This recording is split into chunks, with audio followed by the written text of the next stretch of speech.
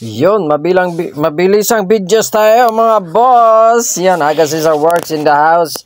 Yan, kung bago lang kayo sa aking YouTube channel, pa-subscribe naman. At kung mahilig kayo sa mga ganitong content, mga informative videos, yan, lalo sa mga motor or sa mga sasakyan, yan, para sa inyo yung channel na to mga boss. At pa-subscribe at pa-hit na rin yung notification bell para updated kayo sa aking mga susunod na vlogs.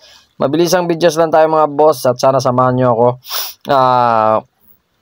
For today's videos mga boss ay hindi to about sa makina. Ito ay about, share ako sa inyo na tips dito sa mga electrical at pagpili ng mga switch. Tsaka yung mga yung mga switch and outlet, you know. May napansin kasi ako mga boss, mga bagong labas at matagal din ako hindi nag-content yung mga yan yung mga ganito mga boss. Ganito ang piliin nyo, yung mga outlet na mga may tornilyo, may tornilyohan. Yan, nagtitingin-tingin tayo dito kasi kung tutusin ang binili natin, isang lang siya, binili natin electrical lang. Nakita ko tong mga outlet, sabi ko wala naman akong content ngayong araw na to, yan, kinontent ko na to. Yan, magbibigay tayo ng mga tips nito at mga update nito mga boss. May napansin lang ako dito sa mga ibang brand, yung iba kasi sarado kaya hindi makita yung niya. Yan may bagong parang siya, magandang outlet na may naka-screw yung kanyang yung usually kasi yung dating labas, yung umano lang siya, yung sinusuksok lang yung wire niya, pero ngayon may mga bagong labas ngayon na talagang inaano nila, naka-tornilyo, kaya hindi basta-basta masira, kumbaga parang lifetime na yun kasi siya, naka-tornilyo yung kanyang parang terminal ba, hindi katulad dun sa mga ibang brand na lang, nakasuksok lang yan, katulad yan, hinawakan natin, nakasuksok lang siya. Yun, at malaking bagay ito sa mga ganito nakasuksok lang, yung nakatornilyo, kasi talagang pag matagalan to mga boss. At minsan napapansin ko mas mura pa yung mga tornilyo kasi doon sa mga kung tinatawag lang snap-on, yung sinusuksok lang, ini-insert lang, mas mura pa tuloy. Napapansin natin mas mura pa yung mga tornilyo, yung naka-screw type. Yan, kaya tingin-tingin kayong mga boss. At dito may nabanggit tayong isang brand dito, hindi natin siguro babanggitin kasi yan, may isang brand sana dito na hindi natin makita yung loob gawa ng may pero ito talagang maganda siya kasi naka-screw talaga siya ang ganda. Yan, yan naka-screw siya. Yun, yun, mga ba to, outlet, yun switch pala yun mga boss. Outlet, yun, ang ganda niya. Yan, Amasco yata yung brand nun mga boss. Yan, at magani kasi magbabalak tayo na mag-add tayo kasi ng panibagong outlet, tapos gagawa tayo ng 3-way switch dun sa ating bahay. Yan, para hindi na tayo pag pumasok tayo sa kwarto, pwede tayo mag-switch ng on. Then pag nasa loob na tayo ng kwarto, mag-switch off na tayo ng ilaw. Yun. At yan ang mga boss. At yan may pinakita tayong brand na sayang yung brand na to na hindi makita ng mga tao kung anong laman ito sa loob kasi naka-printed siya.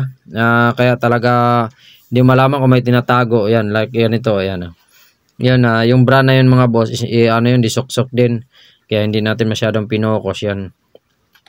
At yun ang update natin. Medyo nakakagulat nga lang kasi may mga ganun palang update na mga bagong na hindi kilala, pero sila yung parang nagpasikat dito sa market ng mga electrical. Yan, sa mga hindi nakakalam, tayo po ay may kunting knowledge sa electrical pero hindi naman tayo ganun tawag nito, ka-common or expert talaga din sa electrical kasi hindi naman talaga natin na i-share natin nung pag-graduate natin ng high school ay yung pinasok natin na ay hindi rin electrical. Kumbaga dalawang course natin. Nung third year kasi tayo electrical tayo, din ng fourth year ay masonry naman yung THE natin kasi napunta tayo sa school na maliit lang siya na school. Yan, shout out pala sa school ko na dati, dyan sa may Paliparan, yun, Dasmariñas, Cavite yan mga idol yan.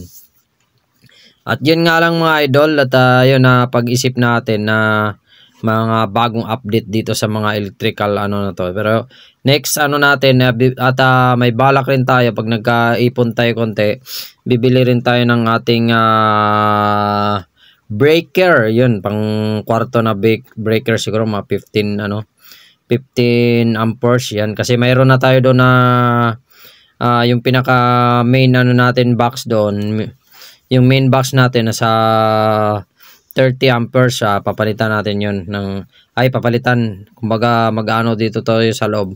Mayroon na ako ditong 15, may 50 na ako, 30, may 30 na rin pala ako dito for security reason. Kumbaga dalawa na yung breaker ko, pero kailangan ko pa dito sa may kabila, kailangan ko pa ng mga 15 amperes yan, para sa mga outlet, pero siguro ayan, mag-ipon-ipon muna tayo kasi this December medyo hindi muna tayo masyadong mag DIY para hindi tayo mabala makapag hanap buhay pa tayo. Yan, pinakita nga natin yung mga sayang na na yun, yung brand na yun, hindi niya makita yung loob, kaya hindi makaroon ng option yung kaya ang mangyari nun, walang masyado yan sa mga, sana makarating to sa mga may-ari ng mga or mga marketing managers sa mga ganitong product, na wag lang masyadong i-sell yung isang kasi hindi makikita ng mga gustong bumili. Yun, kasi pag naka-sell kasi parang malalaman kung yun screw type. Pero ang mabili ngayon mga boss talaga screw type, halos buong bukod na lang sa mga namamakyaw, yung mga papakyawan, kasi mas mura yung mga Pero ang kasi ngayon screw type na, kahit yung unang labas dati ng mga mayroon kaming outlet dati na mahal, yung National, yan, screw type siya, talagang hindi basta-basta masisira talaga.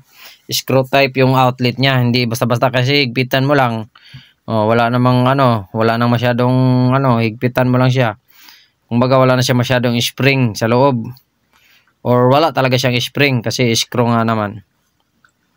Hindi naman basta-basta luluwag yun, kasi hindi naman gumagalaw yung outlet, mga outlet, di ba? Hindi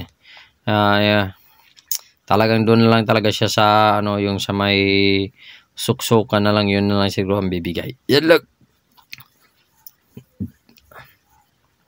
Yan ang mga boss, at yan ay may ikot-ikot pa tayo dyan mga boss, at yan pala ay hindi ko na sasabihin siguro yung pangalan ng mall. Dito lang yan sa may boss, siguro yung address ng mall ay sa may Salitran 3 lang ito. Salitran 3 pa nasakop yata. Salitran 3, yan, tama. Harap pa siya ng Shard Garden. Yan, alam nyo na kung anong mall yan. Hindi natin sasabihin. Pero yan ang mga boss, at sana nakatulong yung mga video natin na mga simpleng ganito mga boss, at abangan yung mga next video natin na I'm sure na makapapakinabangan. Yan, may dinaanan pa tayo dito mga boss. At wag niyong kalimutan, boss, mga idol. Yan, bumili pala tayo ng tape dyan. Para dun sa inutos sa atin. Yan, siyempre pipili tayo ng mga dati ng brand na subok na natin. Armark yung brand na subok na natin yun. At salamat mga boss, at don't forget to subscribe sa my YouTube channel, at hit the notification bell para updated kayo sa aking mga susunod na vlogs. At thank you very much sa lahat ng mga nakapanood na at sumuporta sa ating YouTube channel. Yan, thank you. Magto 2 years na tayo sa wakas, at hindi pa na monetize.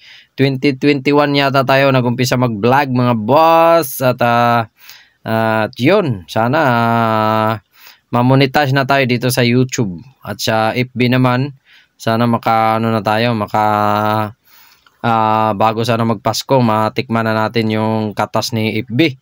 Yan, huwag kayong mga alala mga boss, kasi siguro kung malaki yung hita natin, ma-withdraw natin, pamimigay din natin sa inyo yung siguro mga kalahati ng kinita natin, pamimigay natin, magpapa-Gcash tayo sa inyo. Ayan, sa mga maswerte at top fans natin, at sa mga solid subscriber natin, magpapamerenda tayo, lalo sa lahat ng mga riders dyan, mga kasama natin sa lansangan, mga MC Taxi, thank you. Yan, magpapamudmud tayo, Mudmud, akala mo maraming pera eh. Yan lang mga boss, at sana hindi kayo magsawa na sumubaybay sa aking journey. Yan, as a small content creators. Yun, no? Aga Cesar Works, save money, save time. Peace. At salamat sa lahat. Chian Vlogs, Ella Bone, thank you. General Bone, thank you.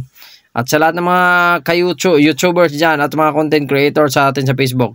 Aga Cesar Works pala yung ating Facebook mga boss. Thank you. Ride chip sa lahat. At yun, save money, save time, peace. Ingat. Go.